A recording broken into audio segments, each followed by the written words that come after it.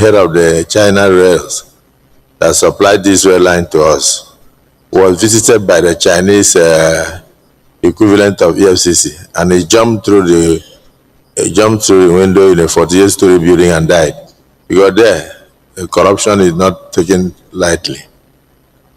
So in our own case, talking and talking and talking will not solve the problem. We have to get to the root of how much was borrowed for these rail lines, how much was spent on this rail line, who were the people who handled the contract of the installation, and how come there was no warranty, who are those purchasing or paying for the repairs, and how can you finish a rail line, commission it, and in 3 months there is derailment, or it stops midway. And then some of them 5 days, it stops midway, and all that. Senator Babangida, you've been a permanent secretary in, was it Ministry of Works or FCT? Works and Housing. So if you were among those culpable in this, we have to find, we have to do something about it. Lend your voice. Just do what I'm talking about this having an opportunity to investigate and find out how much was borrowed, how much was expended, and we cannot continue to pay money on something we have never used, something that is costing lives, and then most of our very heavy items ought to move through rail in order to save the traction on the roads and also save the roads that we are constructing. But that is not the case today. So I don't know whether you have any explanation to make if it was during your tenure. Thank you very much, Mr. President. Sitting as Chair, Babangida Hussaini, Senator representing Jigawa Northwest.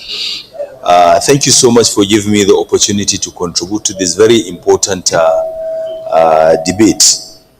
The truth, Mr. President, is that, distinguished colleagues, we tend to treat matters like this with levity. Maintenance issues, in fact, from conception to completion, our approach to project management and delivery is very, very opaque and very, very poor. And I think it is apt and proper for this very important matter to be thoroughly investigated with a view to forestalling future occurrences. I don't want to say much, but I believe you are thinking, Mr. President, and the thinking of this huddled chamber is in the right traction for us to really dig deeper and determine, one, the loan, how it was packaged, the technical details of the project itself, including specifications and including the standards, and also the technical details in terms of project delivery. And then you now look at how we are, why is it that we're having this kind of problems while other countries have similar projects that are delivering for more than 20, 30 years.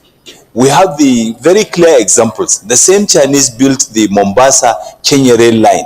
It's doing very well. It's one of the most important projects delivered in Africa by the Chinese. And they have not had any problem. But here, we're having continuous issues maintaining and managing our infrastructure and the rail line.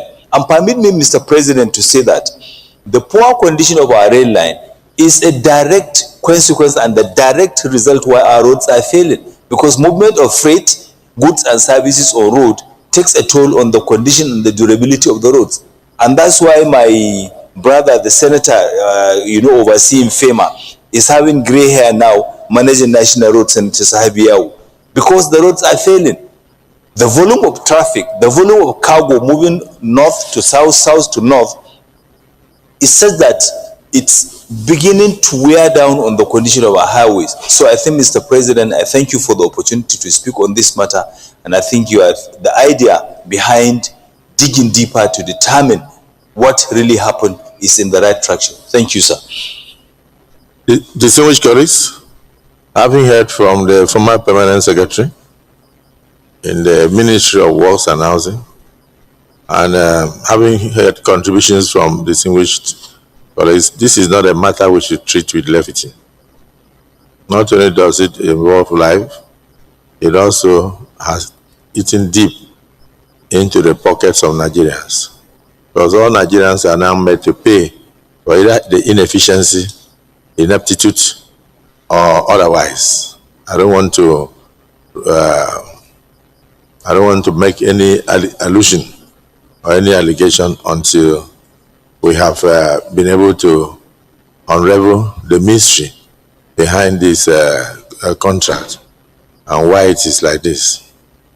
So if you January 22, 2023, derailment near Kogi State involving 140 passengers, leading to another shutdown of operations. April, 4 months later, temporary service suspension following track instability near to Agbo in Delta State. December of the same year, 2023, vandalization. Or even this January 2022, 2023, I think that was when we were doing election, UK. That was when they were doing election to bring in the new administration. The election took place 25th of February. So the derailment and all sorts of things had already started. And that's why I'm even talking about, what about the warranty? Just that. So by the time we finish the governorship election, by April of the same year, services were shut down. So it's not something that one will say that it was called by the current administration. But definitely government is a continuum. And anybody that is responsible for service to the nation should do so with diligence. But you'll be shocked that the same people, Adaramodu, if you were one of them, I don't know, the same people, I thought you wanted to go to your seat. The same people that did this rail line are the same people seeking to take back government by revolution. The same characters. And they are without remorse, without answering questions. The same characters are the ones now seeking to take back a government after they left this kind of mess behind, with the amount of indebtedness they caused the country. So for me, temporary shutdown of services following track instability near to Agbo as at April 2023, this current administration had not even come into power. So we already had a failed project before we came here. By December of the same year, a lot of derailments are taking place. By 2024, you had Owalero derailment. By July 2024, derailment near Ujefu. Am I right? Ide in Delta. By August, 1 month after, another disruption caused by mechanical faults. You spend trillions on rail line. You commission it, and within 1 year, you have all sorts of mechanical faults. We have to find out whether they were actually new ones or whether they were the ones that were discarded. It's almost like going to our airport. You see a lot of planes that are no longer in use, and somebody will go and pay and sell it, and then it comes. After you finish pouring Nigeria, I saw when water was being poured, when Air Nigeria, 2 of the planes arrived. But I've not seen any Nigeria enter Air Nigeria. What happened? As chairman of appropriations, you will know what happened. Because so I don't know what happened. I'm still looking for Air Nigeria till today. After the fanfare, the same thing happened in this rail line. It's a very serious issue. So the lives of Nigerians are involved. The economy of Nigeria is involved. So we look at the prayers.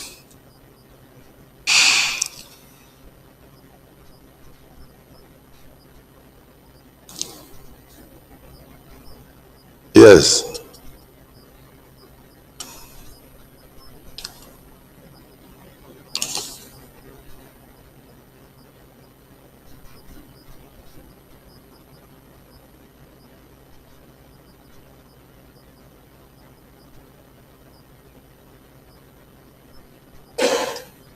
Distinguished Senator Ide Davinone, you have brought this to us. You want us to do a thorough job on it, isn't it? Okay, so all these your prayers urge the federal government, mandate the Committee on Land, call on federal government, request Nigerian Railway Corporation, do this, urge Ministry of Transportation. Everything you are putting here boils down to only one place: investigation, investigation, investigation. Distinguished colleagues, those who are in support that all these prayers boil down to investigation, say aye. And those again say nay. Who cow shit? Distinguished Senator Ningi, you've spoken before. Maybe I should. Oh, okay. Suggest so that Senator Oshowole can give us another prayer. They have. There's no other prayer. No. Praise prayer. Praise. Investigation. Yes. My prayer says, conduct a full-scale investigation through public hearing on the general situation of our rail lines in Nigeria.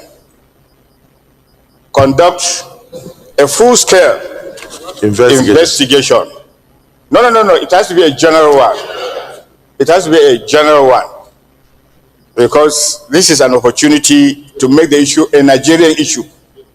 So, full-scale investigation through public hearing on the general situations of our rail lines. So whatever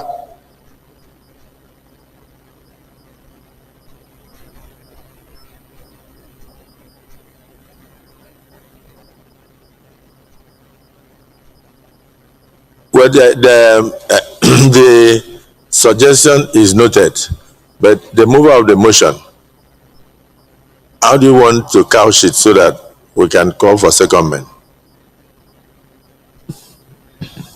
Thank you, Mr. President.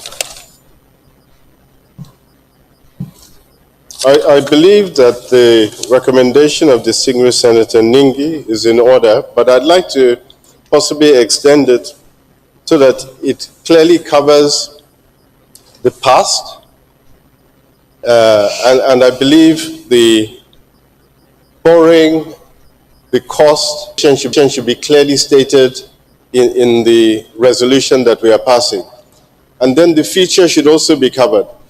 Where are we going with the maintenance and development of the rail line, so that the investigation looks at the rail situation in its totality, so that when they finish, we have a comprehensive report on the rail line system in the country.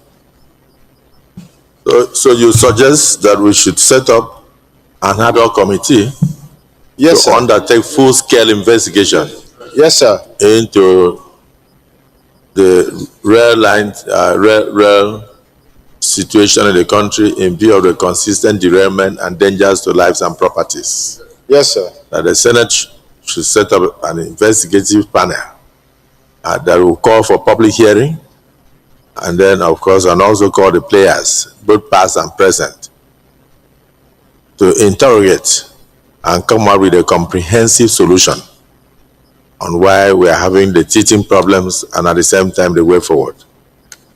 I think that's what they are trying to say. Yes, any second? Yes. Distinguished Senator,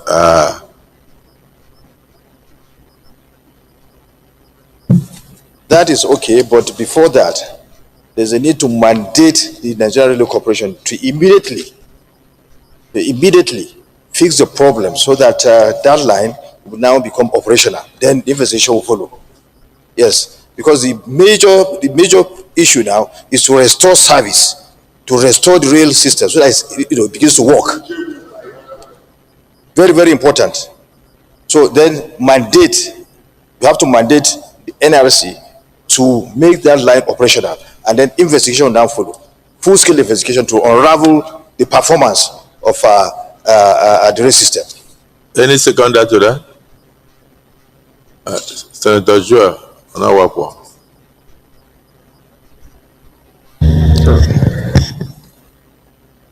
Mr. President, distinguished colleagues, my name is Senator Joel Onawapo Thomas. I represent the good people of Delta South Senatorial District. Mr. President, I second the first motion, which says that an ad hoc committee is set up to thoroughly investigate. The first motion is the motion of the Deputy Senate President calling on the Nigerian Railway Corporation to immediately fix. Okay, the first one is along the Ojevo. Okay. Okay, so to mandate NRC to immediately fix that rail line. I so second, sir. Thank you. This many colleagues, the motion has been moved and seconded that the first, the first amendment should now read that we should call on the Nigerian Railway Corporation and mandate them to immediately fix the current technical problem that led to the derailment on the Ojevu stroke is it a type line immediately. Those in support of the prayer has moved and seconded say aye. Those against say nay. The ayes have it. So that prayer one. Now there's prayer two, Senator Oshimole. The prayer two will now be the full-scale investigation. Mr. President, thank you very much. My name is Adam Saliu Eric Oshimole, representing the people of Edo North, Edo State. I like to second the amendment originally moved by Senator Nigin, except for the issue of public hearing. If you are doing investigation, I think the committee will naturally look out for experts, those who have the know-how. The method of investigation will not matter to us, but the major thing is once we have an investigative hearing, if public hearing is an option, they will fix it. If a private hearing is an option, they will fix it. The major thing is a holistic investigation to be carried out on the situation, and of course it will involve members of the public. It will involve inviting the Nigerian Railway Corporation and so many others. And then if you don't make it transparent, people will think that there is a wish hunt. Yeah. They will think there is a wish hunt. So I think if we don't need to mention public hearing or any type of hearing, but we know that as usual with these chambers, we must make it transparent so that the Nigerian public will be part and parcel of the investigation, and so that there will be believability in the outcome. I'm very well guided, sir. So I rise to second the motion as moved by Senator Nigim, to the effect that a whole-scale investigation should be carried out by the committee of the Senate. By the committee of the Senate. By an actual committee of the Senate. Those in support of the motion that the Senate should immediately set up an ad hoc committee to undertake a whole-scale investigation of the situation of our red lines vis-a-vis the loans collected from China and then the items brought into the country, including the implementation of the red lines across board. Those in support, as seconded by Senator Oshimole, say aye.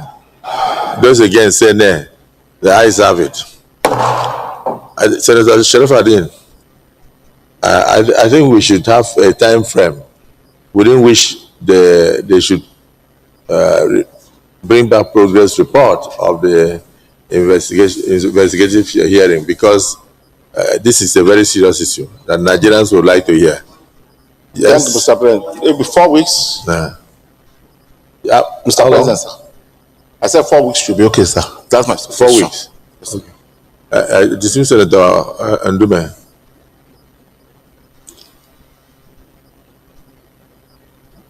Distinguished colleagues, I'm Senator Alindume, representing Borno South.